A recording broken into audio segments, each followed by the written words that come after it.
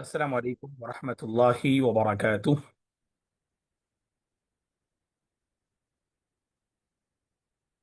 الحمد للہ رب العالمین والعاقبۃ للمتقین والصلاة والسلام علی رسولہ الامین وعلی آلہ وصحبہ اجمعین ومن تبعہ بإحسان الی یوم الدین اما بعد فاعوذ باللہ من الشیطان الرجیم ومن لم يحكم بما انزل اللہ فاولئک هم الکافرون۔ قابل احترام طلباء اور طالبات، اللہ تبارک و تعالیٰ کی بڑی مہربانی اور اس کی کرم فرمائی ہے کہ عقیدے کی 8ویں کلاس میں ہم سب جمع ہیں۔ اللہ تعالیٰ ہمارے یہاں جمع ہونے اور عقیدے کے سلسلے میں خذ عقیدتک من الکتاب و سنہ صحیحہ، اس کتاب سے جو باتیں ہم معلوم کرتے آ رہے ہیں، اللہ تعالیٰ ان باتوں پر عمل پیرا ہونے اور مرتے دم تک توحید پر قائم و دائم رہنے کی اللہ توفیق عطا فرمائے۔ الحمدللہ آخری کلاس میں ہم نے، آپ کو یاد ہوگا، انواع الشرک الاکبر، شرک اکبر کی چند قسمیں ہم نے معلوم کی تھیں۔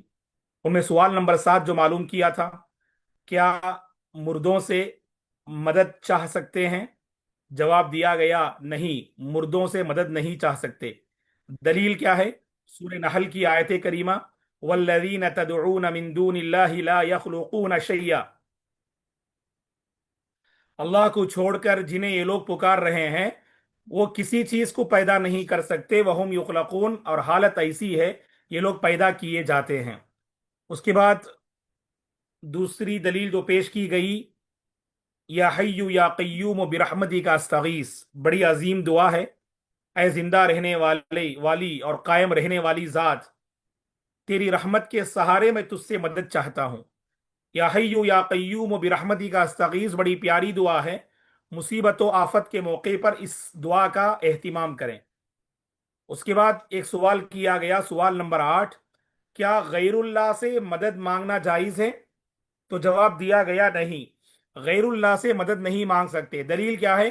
ایاک نعبد و ایاک نستعین، سورہ فاتحہ میں بندہ اعلان کرتا ہے، اے اللہ جب بھی کوئی پریشانی آفت آئے ہم تجھ ہی سے مدد مانگیں گے، تیرے علاوہ کوئی اور در نہیں ہے، دروازہ نہیں ہے اے پروردگار۔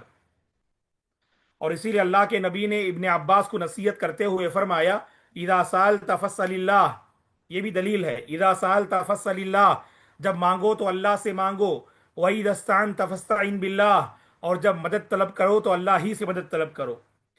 پھر اس کے بعد سوال یہ کیا گیا، کیا ہم زندوں سے مدد چاہ سکتے ہیں؟ سوال نمبر 9 صفحہ نمبر 13 میں، اس کا جواب یہ دیا گیا کہ ہاں، زندے جن باتوں پر وہ قدرت رکھتے ہیں ان سے آپ مدد لے سکتے ہیں۔ مثلا آپ کو وہاں پر کتاب رکھی ہوئی ہے، اٹھانے کی ضرورت ہے، آپ کا ہاتھ اوپر تک پہنچ نہیں سکتا، آپ کسی سے مدد لیجئے گا۔ تو دنیاوی معاملات میں آپ ان سے مدد لے سکتے ہیں، اور دینی معاملات میں آپ ان سے رہبری اور رہنمائی لے سکتے ہیں۔ دلیل کیا ہے؟ قرآن مجید کی آیت کریمہ وَتَعَاوَنُوا عَلَى الْبِرِّ وَالتَّقْوَى، اے اللہ کے بندو نیکی اور تقوی کے معاملے میں ایک دوسرے کا تعاون کرو۔ اور وہ عظیم حدیث ہمارے ذہن میں ہے، وَاللَّهُ فِي عَوْنِ الْعَبْدِ مَا كَانَ الْعَبْدُ فِي عَوْنِ أَخِيهِ، جب تک بندہ اپنے بھائی کی مدد میں لگا رہتا ہے اللہ تعالیٰ اس کی مدد میں لگے رہتے ہیں۔ اس کے بعد ایک سوال کیا گیا، نظر مانگنا ایک عبادت ہے، کیا غیر اللہ کے نام پہ نظر مانگ سکتے ہیں؟ اور اس حوالے سے ہم نے بتایا آپ کو کہ نظر ایک عبادت ہے اور یہ صرف اللہ کے لیے ہونی چاہیے۔ اللہ نے سورہ انسان اور دہر میں جنتیوں کے بارے میں کہا، یوفون بالنذر، وہ نظروں کو پوری کرتے ہیں۔ اور ہمارے نبی نے فرمایا، اللہ کی اطاعت میں اگر کوئی نظر مانگتا ہے اسے چاہیے کہ وہ اپنی نظر پوری کرے۔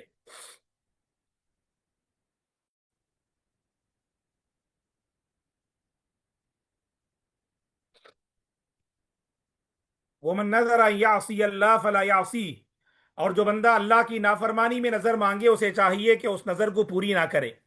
تو بہرحال سوال یہ کیا گیا، غیر اللہ کے نام پر نظر مانگنا کیسا ہے؟ بالکل جائز نہیں ہے، حرام ہے۔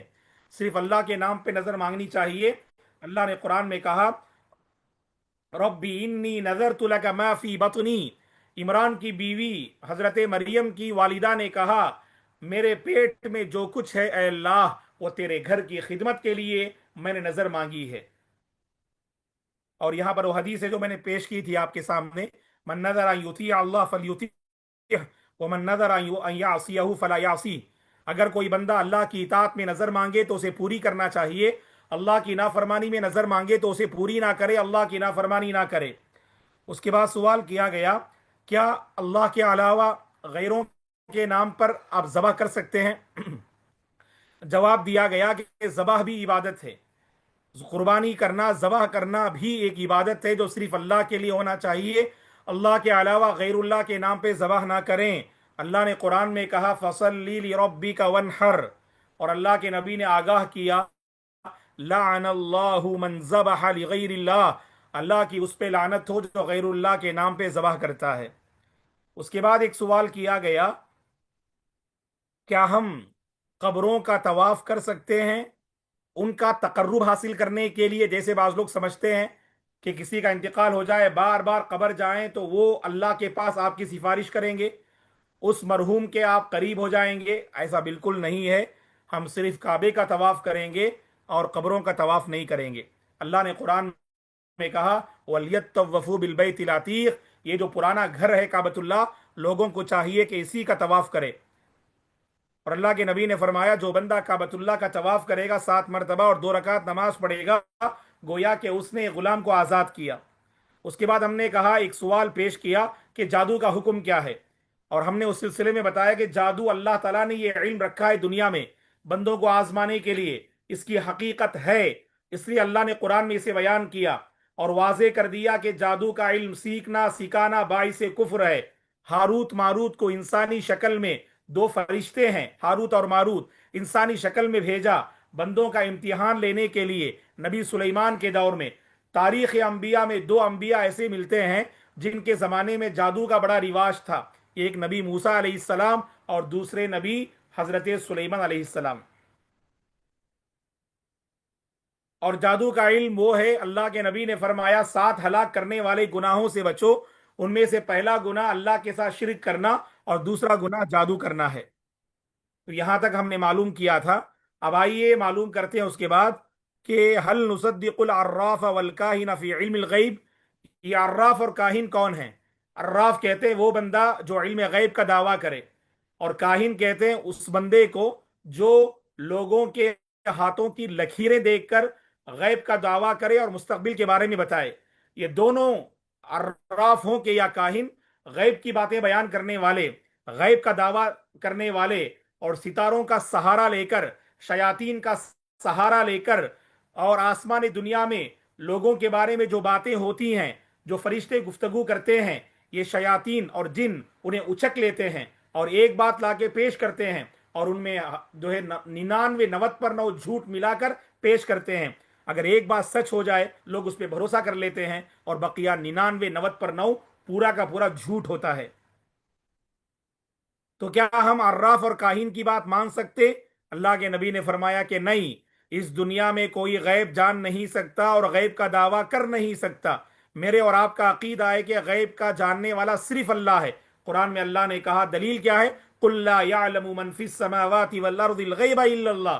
अगर कोई आपसे ये पूछे कि अल्लाह ही को गैब का इल्म है और अर्राफ और काहिन जो गैब का दावा करते हैं वो बिल्कुल सही नहीं, उसकी ये दलील है सूरह नमल की आयत करीमा। ऐ नबी आप कह दीजिए, आसमान और जमीन में कोई मखलूक अल्लाह के सिवा गैब नहीं जानती है, अल्लाह की ज़ात को गैब का इल्म हासिल है। और इसीलिए अल्लाह के नबी ने क्या फरमाया, मन अता अर्राफन औ काहिना फसद्दक़हु बिमा यक़ूल फ़क़द कफ़र बिमा उन्ज़िला अला मुहम्मद। मुस्नद अहमद की सही हदीस है, अल्लाह के नबी ने फरमाया, जो बंदा गैब की बातें बताने वाले के पास आता है और जो गैब की बातें वो बताता है, अगर उसे वो सच मान लेता है, अल्लाह के नबी ने फरमाया दीन मोहम्मद का उसने इनकार कर दिया। अल्लाह के नबी पर जो आयतें नाजिल हो रही हैं उन आयतों का उसने इनकार कर दिया, कुफ्र कर दिया। तो लिहाजा अर्राफ के पास जाना भी गलत है और अर्राफ की बातें सच मानना भी बाइस कुफ्र है। उसके बाद सवाल किया गया, हल यालमुल गैब अहदुन, क्या कोई बंदा गैब जान सकता है? जैसे बाज लोग जो है बैठे बैठे बोलते हैं कि नऊज़ु बिल्लाह आपकी जिंदगी में क्या होगा, आपके मुस्तकबिल में क्या होगा, आपकी तिजारत कैसे होगी। तो ये बैठे बैठे लोग जो बताते हैं, तो क्या कोई बंदा गैब जान सकता है? जवाब दिया गया कि नहीं, अल्लाह के अलावा कोई गैब नहीं जानता है।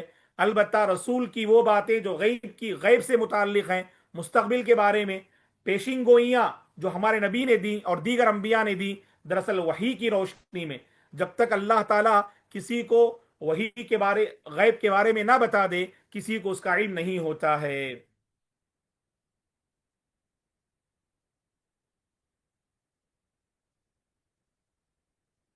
तो इसीलिए यहां पर एक आयत करीमा पेश की गई सूरे जिन की, आलिमुल गैबी फला युज़हिरु अला गैबी अहदा, अल्लाह गैब का जानने वाला है और अपना गैब वो किसी को जाहिर नहीं करते हैं मगर रसूलों में से जिससे वो राजी हो जाए। रसूल को अगर गैब की बातें बताते हैं, इसमें अल्लाह की मसलियत कार फरमा होती है, वरना फी नफसी रसूल भी गैब नहीं जानते हैं। इसीलिए अल्लाह के नबी ने फरमाया, ला यालमुल गैबा इल्लल्लाह, ला यालमुल गैबा इल्लल्लाहु, अल्लाह ही गैब जानते हैं। उसके बाद सवाल किया गया, हल नलबसुल खैता वल हलक़त लिश्शिफा, बाद लोग धागे बांधते हैं, डोरियां बांधते हैं और हाथ में जो कड़ा बांधते हैं शिफा के लिए, क्या धागे बांधना, डोरियां बांधना, इसी तरह से कड़ा पहनना शिफा के लिए क्या दुरुस्त है? कहा कि हम हरगिज नहीं पहनेंगे। हम हरगिज, एक मुवाहिद बंदा कभी वो धागा पहन नहीं सकता है शिफा की नीयत से, कभी डोरियां लटका नहीं सकता है शिफा की नीयत से। अल्लाह ने कुरान में कहा, वही यमसस्कल्लाहु बिदुर्रिन फला काशिफ लहु इल्ला हु, अगर तुम्हें कोई नुकसान भी पहुंचता है तो अल्लाह तबारक व ताला ही उसे दूर करने वाले हैं। अल्लाह ताला तुम्हें नुकसान पहुंचाएं, याद रखना अल्लाह ताला ही उसे दूर करने वाले हैं। और इसीलिए अल्लाह के नबी ने फरमाया सल्लल्लाहु अलैहि वसल्लम ने, ये जो पहनते हैं कड़ा, धागा और तावीज वगैरह, अल्लाह के नबी ने फरमाया कि अम्मा इन्नहा ला तजीदु का इल्ला वहना, तुम्हारे अकीदे को और कमजोर करने वाली चीजें हैं ये, तुम्हारा अकीदा इससे पुख्ता नहीं होगा। और आगे फरमाया, फ़इन्नका लौ मित्ता मा अफ़लहता अबदा, अल्लाहु अकबर, अगर तुम्हारी मौत उसी पे आ जाए, तुम धागा पहन रहे थे, कड़ा पहन रहे थे और शिफा याबी की गरज से तुम मखसूस किस्म के हार गले में लटका रहे थे, बाज लोग पेट में, कमर में और इसी तरह से बाजू में बांध के रखते हैं, अल्लाह की पनाह, ये तो औरों की बात है जिनका अल्लाह पर ईमान नहीं है। वो लोग धागे पे भरोसा करते हैं, वो लोग धागे पे भरोसा करते हैं। इसीलिए अल्लाह के नबी ने फरमाया, अगर तुम्हारी मौत इसी पे हो जाए तो तुम कामयाब कभी नहीं हो सकते। तो मुस्नद हकीम की सही हदीस है ये।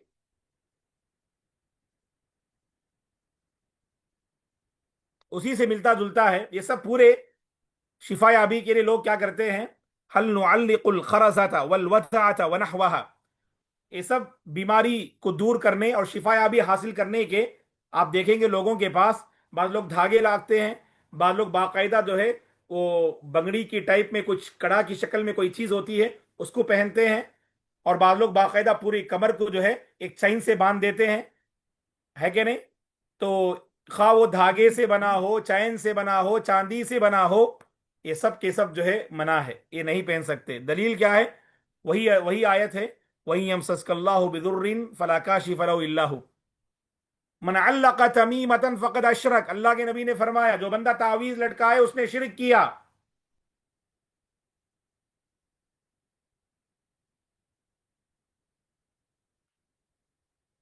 उसके बाद देखिएगा, तो बहरहाल मुअज़्ज़ज़ तलबा और तालिबात, शिफा याबी की गरज से दौरे हाजिर में कोई भी नया तरीका इख्तियार करें आप, जो जिस्म पर लटकाने के लिए, अगर आपने कहा कि मैंने चांदी से बना कोई जेवर भी अगर उस इरादे से आप पहने तो गलत है,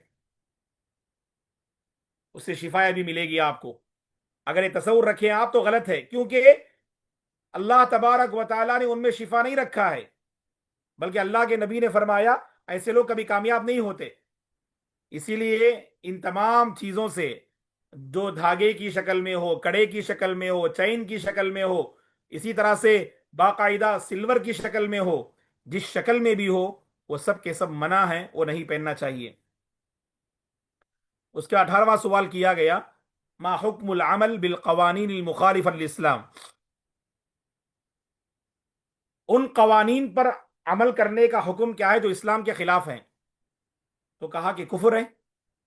اللہ نے قرآن میں کہا، وَمَن لَّمْ يَحْكُم بِمَا أَنزَلَ اللَّهُ فَأُولَٰئِكَ هُمُ الْكَافِرُونَ، جو بندہ اللہ کے فیصلے سے راضی نہ ہو وہ لوگ کافر ہیں۔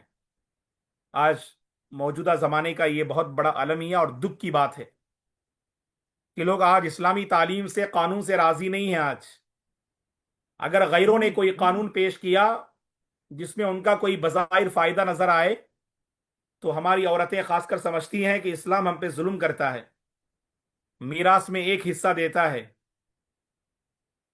اور ہمیں ایک جو ہے شادی کی تعلیم دیتا ہے، جبکہ مرد حضرات کو 4 شادیاں جو ہے کرنے کی تعلیم دیتا ہے، ہمیں با پردہ رہنے کا حکم دیتا ہے، گھر میں رہنا عورتوں کا یہ بہتر ہے، اس طرح کی تاکیدی جو ہے باتیں شریعت میں ہمیں ملتی ہیں۔ یہ سب ہم پر ظلم ہے، ظلم ہے، نعوذ باللہ۔ اگر کوئی اللہ کے قانون کو ناپسند کرے، اوروں کے قانون کو پسند کرے، تو اللہ نے قرآن میں کہا کہ یہ کفر ہے، یہ ناشکری ہے، یہ اس سے بچنا چاہیے۔ اس کے بعد سوال کیا گیا، کیف نرد سوال الشیطان من خلق اللہ، وسوسے بہت ڈالتا ہے شیطان عقیدے کے مسئلے میں۔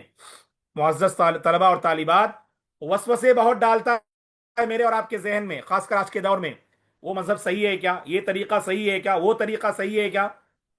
اسلام کا پاکیزہ طریقہ سچا ہے، اسلام کی پاکیزہ تعلیم سچی ہے، یہ پورا پورا ایمان ہونا چاہیے۔ ہم نے کہا کہ آمنا باللہ، آمنت باللہ ورسولہ، اللہ پر اور اس کے پیغمبروں پر ہمارا ایمان ہے، اور پیغمبر پر جو شریعت نازل ہوئی اس سے ہم راضی برضا ہیں۔ تو یہاں پر کبھی کبھار سوال شیطان ذہن میں کیا لاتا ہے، من خلق اللہ، اللہ کو کس نے پیدا کیا؟ جیسے اللہ کے نبی نے فرمایا صلی اللہ علیہ وسلم نے، تم میں سے کسی کے ذہن میں شیطان وسوسے ڈالتا ہے، فلاں کو کس نے پیدا کیا، فلاں کو کس نے پیدا کیا، فلاں کو کس نے پیدا کیا، یہاں تک کہ وہ یہ سوچ دل میں ڈالتا ہے، من خلق ربک، تمہارے رب کو کس نے پیدا کیا۔ اور جب اس طرح کا وسوسہ شیطان تمہارے ذہنوں میں ڈالے، اللہ کے نبی نے فرمایا فَلْيَسْتَعِذْ بِاللَّهِ، کہ تم اللہ تعالیٰ کی پناہ میں آ جاؤ۔ اور اللہ نے قرآن میں کہا سورہ انفال میں اور سورہ فصلت میں، وَإِمَّا يَنزَغَنَّكَ مِنَ الشَّيْطَانِ نَزْغٌ فَاسْتَعِذْ بِاللَّهِ، اگر شیطان کی طرف سے تمہیں کچوکا ملے تو فوری طور پر اللہ کی پناہ میں آ جاؤ، یہ شیطان کی طرف سے تمہارے عقیدے کے لیے آفت ہے، تمہارے عقیدے کے لیے آفت ہے یہ۔ تو ایسے سوال کے موقع پر فوری طور پر کیا کرنا، ایک آمنت باللہ ورسولہ پڑھنا، اور اسی طرح سے اللہ احد، اللہ الصمد، لم یلد ولم یولد ولم یکن لہ کفوا احد، پھر بائیں جانب 3 مرتبہ تھوک نہیں نکلنی چاہیے، بائیں جانب 3 مرتبہ تھوکے، اور اعوذ باللہ من الشیطان الرجیم پڑھ لے۔ کیا کرنا، آمنت باللہ ورسولہ، اللہ احد، اللہ الصمد، لم یلد ولم یولد ولم یکن لہ کفوا احد پڑھیں۔ اس کے بعد کیا کریں، اپنے بائیں جانب 3 مرتبہ تھوک لیں اور اعوذ باللہ من الشیطان الرجیم پڑھ لیں انشاءاللہ۔ ضرور آپ کے دل میں جو وسوسہ پیدا ہوا، اللہ تعالیٰ اس وسوسے کو دور کر دیں گے۔ کیونکہ دور حاضر میں جب باہر نکلتے ہیں دوستو، تو بہت ساری تہذیبیں ایسی نظر آتی ہیں جو آنکھوں کو خیرہ کرنے والی ہیں، جو ہمیں بہت اچھی لگتی ہیں۔ ہاں فرمائیے۔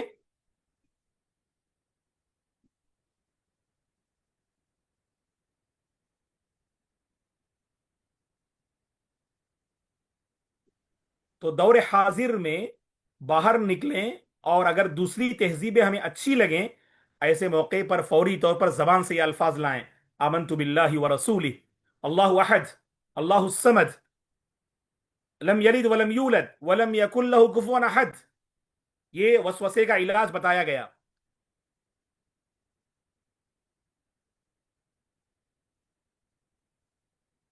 آواز سمجھ میں آ رہی ہے؟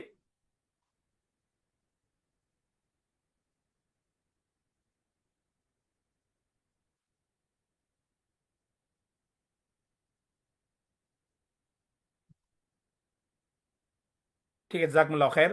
اس کے بعد آئیے گا، الحمدللہ ہم شرک اکبر کی قسموں سے فارغ ہوئے، اور خاص کر ہمارے معاشرے میں جو رائج ہے نا، تو وہ سارے شرک اکبر الحمدللہ ان سے ہم فارغ ہوئے، اللہ کا کرم ہے۔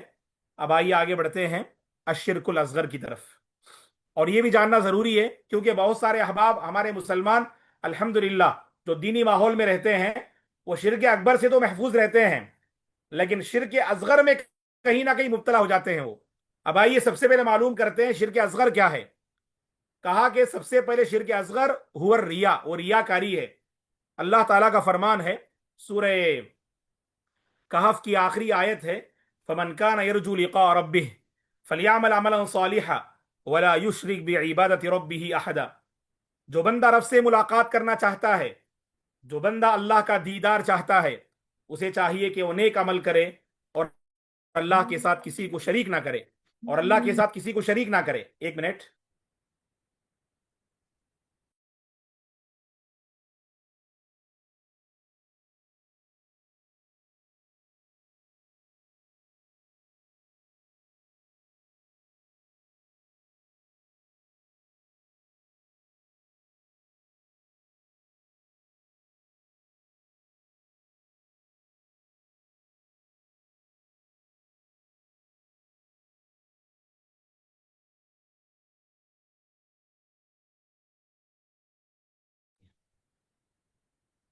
چلیے۔ تو ریاکاری یہ سورہ کہف کی آخری آیت کریمہ ہے، ہم اس سے بچیں۔ مشن آف صفا کیا شیخ کچھ اب ہاتھ ریز کر رہے ہیں اس طرح سے؟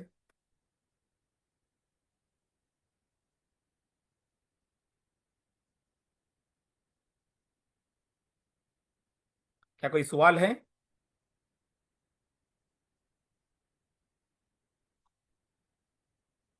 اور خود اللہ کے نبی نے ایک حدیث میں صراحت کے ساتھ آپ نے فرمایا، ان اخوف ما اخاف علیکم الشرک الاصغر، سب سے زیادہ مجھے خوف تم پر اے میرے صحابہ، اور آپ اپنی امت سے مخاطب ہیں، اے میری امتیو، سب سے زیادہ مجھے خوف شرک اصغر سے ہے۔ اور شرک اصغر کیا ہے؟ آپ نے فرمایا الریا، ریاکاری، شو آف، اوروں کے لیے کام کرنا، اوروں کے لیے عبادت کرنا، اوروں کے لیے نیک بن کے رہنا، یہ ریاکاری ہے۔ اور اسی طرح شرک اصغر میں ایک اور بات ہے، ریاکاری کے ساتھ بندہ اللہ تعالی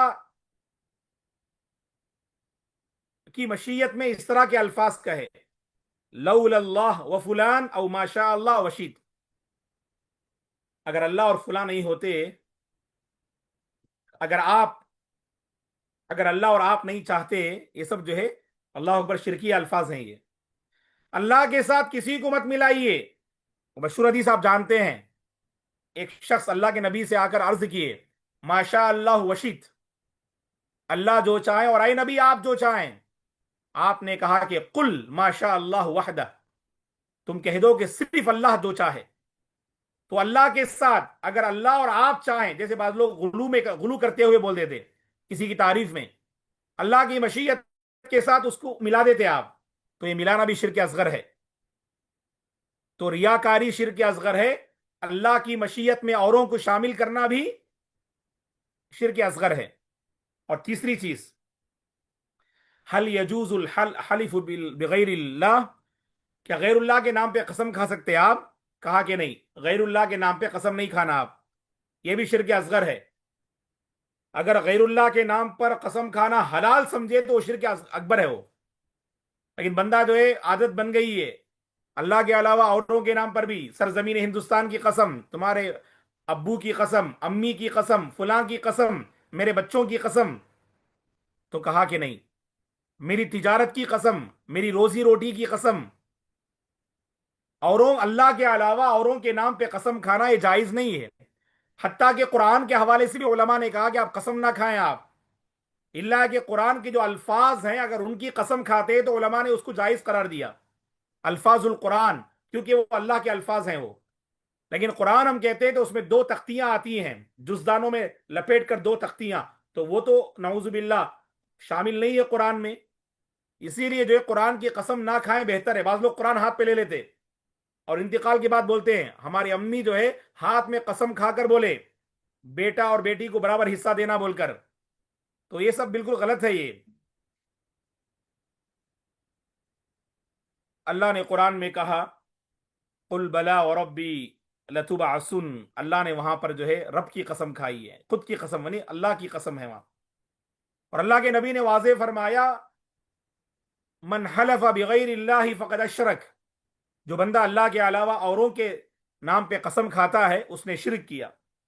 اور اسی لیے اللہ کے نبی نے فرمایا من کان حالفا فلیحلف باللہ. اگر کسی کو قسم کھانی ہے تو صرف اللہ کے نام کی قسم کھائے. ایک مرتبہ عمر بن خطاب رضی اللہ عنہ نے باپ کی قسم کھائی، اللہ کے نبی نے منع کیا، تو وہیں پر انہوں نے کہا اس کے بعد میں کبھی باپ کی قسم نہیں کھاؤں گا. اور آپ نے ان کو نصیحت کرتے ہوئے فرمایا من کان حالفا فلیحلف باللہ. اگر کسی کو قسم کھانی ہی ہے تو اللہ کے نام کی قسم کھائے. ہاں بات میں وزن پیدا کرنے کے لیے آپ قسم کھاتے ہیں تو بہت درست ہے. بعض لوگ ہر بات پہ قسم کھاتے ہیں، واللہ میں گیا، واللہ میں آیا، واللہ میں سویا، واللہ میں کھایا، واللہ میں اٹھا. تو اس طرح بات بات پہ قسم کھانا علماء نے کہا کہ جھوٹے انسان کی پہچان ہے. لیکن تقریر کے دوران علماء اگر قسم کھاتے ہیں تو اس میں بات میں ایک وزن ہے. سامنے والے کو بات منوانے کے لیے اللہ کی قسم پوری تاریخ پڑھیے گا، 300 سال کی تاریخ میں آپ ایک دلیل بھی پیش نہیں کر سکتے کہ ہمارے نبی نے اور صحابہ میں سے کسی نے شب برات منائی ہو. اب یہ ضروری ہے یہاں پر بات میں وزن پیدا کرنے کے لیے آپ قسم کھائیں، آپ واللہ باللہ تاللہ. یہ سب 300 سال کے بعد بدعات امت میں جنم لی. 300 سال بدعات سے امت پاک تھی اور یہ پوری ہسٹری پاک تھی. میلاد النبی، شب برات، رجب کے کنڈے، جعفر صادق کے کنڈے، اور اسی طرح سے شبے میں جتنی واہیات جو موجود ہیں معاشرے میں بدعات کے نام سے، وہ سب 4th اور 5th سینچری میں. اور کس کی چال ہے؟ فاطمی حکومت کی چال ہے. وہ آپ جانتے ہیں خلفاء کے بعد اموی حکومت کا آغاز ہوا 32 سے 41 سے 132 تک. پھر 132 سے 656 تک عباسیوں کی حکومت رہی. اور عباسی حکومت میں 4th اور 5th سینچری میں یہ فاطمی حکومت آئی جو شیعہ کی حکومت ہے. اور ان لوگوں نے باقاعدہ دین کو بدنام کرنے کے لیے، دین کو مٹا نہیں سکتے، دین کو بدنام کرنے کے لیے انہوں نے یہ بدعات دین میں داخل کی. بہت سارے بادشاہ تو دین کے نام پر ایسی بدعات کو انہوں نے اختیار کیا. اور آج امت دیکھیے گا اللہ کی پناہ علماء منبر و محراب سے کہتے ہیں پھر بھی ماننے کے لیے تیار نہیں. افسوس کیا ہے، افسوس کیا ہے، ہمارے علماء قرآن کی غلط تفسیر کرتے ہیں. کون سی غلط تفسیر؟ سورہ دخان کی آیت اکثر پیش کرتے ہیں انا انزلناہ فی لیلۃ مبارکہ، اور کہتے ہیں کہ جو پچھلی رات جو گزری، کہتے ہیں کہ اسی شب برات کے بارے میں اللہ تعالیٰ نے کہا ہم نے اس قرآن کو لیلہ مبارکہ میں نازل کیا. اللہ کی قسم دوستو پوری تفسیر کھنگال لیجئے، ایک مفسر نے بھی یہ نہیں کہا وہاں لیلہ مبارکہ سے مراد شب برات ہے. منبر پر کھڑے ہو کر اللہ رحم کرے جھوٹ بولتے ہیں. ماننے کی صلاحیت بہت بڑی نعمت ہے. معزز طلبہ اور طالبات، عقیدہ پڑھتے ہیں ہم، عقیدے میں ایک نعمت یاد رکھنا، ماننے کی صلاحیت ہونا میرے اور آپ کے اندر، قبول کرنے کی صلاحیت ہونا میرے اور آپ کے اندر، تبھی ہم واحد مرتے دم تک بنے رہیں گے. ورنہ ایسی بہت ساری چیزیں اور اعمال ہمارے، بارک اللہ فیکم، ایسے بہت سارے اعمال داخل ہو جاتے ہیں. اسی لیے میں آپ سے عرض کروں گا عقیدہ پڑھ رہے ہیں یہ جذبہ لے کر اٹھیں. دین کے حوالے سے اگر کوئی غلط رہنمائی کرے ہم کبھی اس کا ساتھ نہیں دیں گے. ہم کتاب و سنت کے داعی ہیں، ہم کتاب و سنت کے حامل ہیں. ہماری خوبصورتی کتاب و سنت سے جڑنے میں ہے. ہماری خوبصورتی اسلاف نے جیسے دین کو صحیح سمجھا اس صحیح سمجھ کو اختیار کرنے میں ہے. المہم یہ دیکھیے گا قسم کھانے کے بارے میں آج بہت عام ہے. لوگ بات بات پر لوگوں کی قسم کھاتے، ماں کی قسم کھاتے، مٹی کی قسم کھاتے. تو اس سے پرہیز کرنا چاہیے دوستو. الحمدللہ تو अशिरकुल अकबर अशिरकुल असगर, इन दोनों से हम फारिग हुए। और शिरक असगर भी बहुत कबीरा गुनाह है ये। शिरक असगर भी क्या है, कोई मामूली गुनाह नहीं है, ये भी कबीरा गुनाह है, इससे भी जो बचना चाहिए। अब अल्हम्दुलिल्लाह 3-4 चैप्टर बाकी रह गए हैं। ईशा के बाद जो क्लास है हमारी, अतवस्सुल, वसीला के बारे में तफसीली गुफ्तगू इंशाल्लाह करेंगे, और शफात के बारे में गुफ्तगू करेंगे इंशाल्लाह। कोई सवाल हो तो पूछ सकते हैं। अस्सलाम वालेकुम शेख। अस्सलाम जी, कैसा फरमाइए। कैसा मैं हिफ्ज़ कर मैं जब दूसरा नया सबक जाता हूँ तो पीछे का थोड़ा कंफ्यूज हो जाता है, कैसा होता है ये? अब हिफ्ज में बोल रहे हैं आप, कुरान हिफ्ज में? हाँ। देखो बेटा, ऐसा ही होता है उमूमन। देखिए, इब्तिदाई मरहले में जो भी आप याद करते हैं ना, मेरे और आपका हाफिजा ऐसा है, इब्तिदा में वो रास्ते पर पटरी पर आने तक तकलीफ होती है। आप बारहा कोशिश करेंगे, पीछे पलट के देखेंगे तो याद ही नहीं रहेगा आपको। तो इसमें हिम्मत हारना नहीं, आप लगातार कोशिश करते रहना। जब आपका जो है रिवीजन कमजोर है, वहां परसेंटेज बढ़ा लीजिए। 70% मुराजा कीजिए और 30% नया सबक याद कीजिए। जब आपका रिवीजन पुख्ता हो जाए, 70% नया सबक याद कीजिए, 30% आप जो है रिवीजन पर दीजिए। दोनों सही चल रहे हैं आप, रिवीजन पर भी मेहनत करना है, नए सबक पर भी मेहनत करना है, तो 50-50% दीजिए आप। तो ये 3 मैंने आपको बातें बताई। अगर आपको रिवीजन में बहुत तकलीफ हो रही है, वक्त को बढ़ाइए और हिम्मत मत हारिए। आप अपने सामने हुफ्फाज को देखिए, अरे ये इमाम बुखारी, ये इमाम इब्न कय्यिम, ये इमाम इब्न हजर, ये इमाम सुयूती, बेटे ये वो उलमा हैं जिन्होंने लाखों हदीसें याद की कुरान के साथ। तो हम भी कर सकते हैं ना। ए अल्लाह, मैं तेरी किताब पढ़ने जा रहा हूं और मुझे बहुत तकलीफ है परवरदिगार, याद नहीं हो रहा है। ए अल्लाह, इस कुरान को मेरे सीने को इस कुरान के लिए खोल दे, मेरे जहन के दरींचों को खोल दे, मेरे जहन में कुव्वत अता फरमा, मेरे हाफिजे की हिफाजत फरमा। बेटे ऐसी दुआएं करेंगे ना, यकीनन इंशा- अब बहुत जल्द इंशाअल्लाह जो है हिफ्ज में बहुत आगे बढ़ेंगे इंशाअल्लाह। इंशाल्लाह ठीक है शेख। अल्लाह बारिक फीक। चलिए, आप उसके बाद कौन है? बस 4 मिनट बाकी हैं।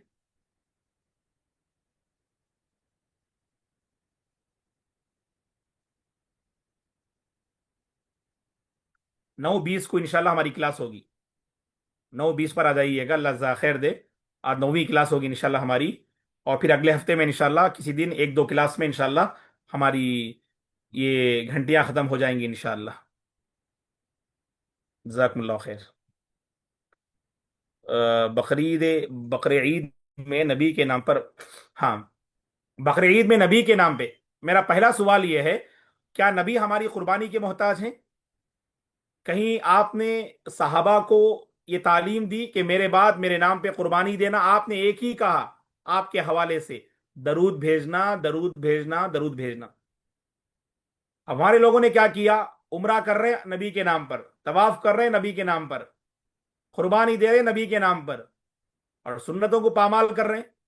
ना चेहरे पे सुन्नत है, ना लिबास में सुन्नत है, ना रहन सहन में सुन्नत है, और फिर भी कहते हैं कि हम नबी के दाई हैं। ऐसा नहीं है दोस्तों। आप इस सिलसिले में सहाबा हमारे लिए उसवा हैं। सहाबा की तारीख पढ़िएगा, कहां उन्होंने नबी के नाम पे कुर्बानी दी का। और जो ज़ईफ हदीस है वो अली रजी अल्लाह उनके हवाले से वो पेश करते हैं। और सहाबा की इतनी बड़ी तादाद कि अल्लाह के नबी से मोहब्बत नहीं करते थे वो। अरे बड़े मालदार सहाबा भी थे। अब्दुर्रहमान बिन औफ बड़े मालदार सहाबी।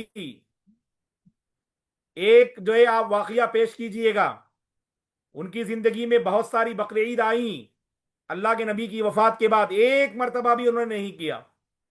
तो हम और आप क्या है ये सब? उम्रा कर रहे हैं, किसके नाम पे हुई उम्रा? नबी के नाम पर, मैं आयशा के नाम पर, अबू बकर के नाम पर, उमर के नाम पर, रजी अल्लाह अन्हुम जमीआन। नहीं दोस्तों, ये सब साबित नहीं है। जी। वालेकुम अस्सलाम वरहमतुल्लाहि वबरकातुहू। جی فرمائیے، جلد پوچھیے، بس 1 ڈیڑھ منٹ ہے. سبرینا بنت ابراہیم، جلدی پوچھیے.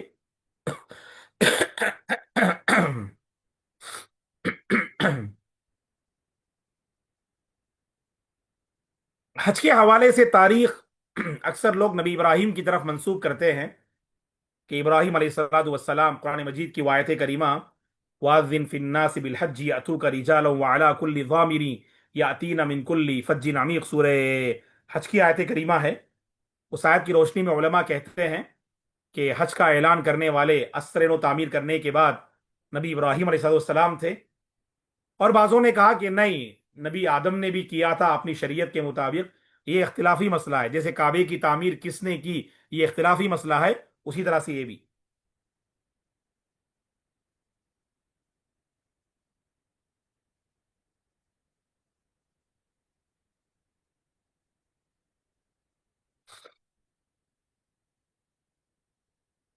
دیکھیے وہی ہے، بعض لوگوں نے کہا کہ نبی آدم نے کیا تھا، اور بعضوں نے کہا کہ نبی ابراہیم. یہ سب اقوال ہے. اور نبی آدم علیہ السلام کے بارے میں بھی کئی علماء نے کہا ہے. جی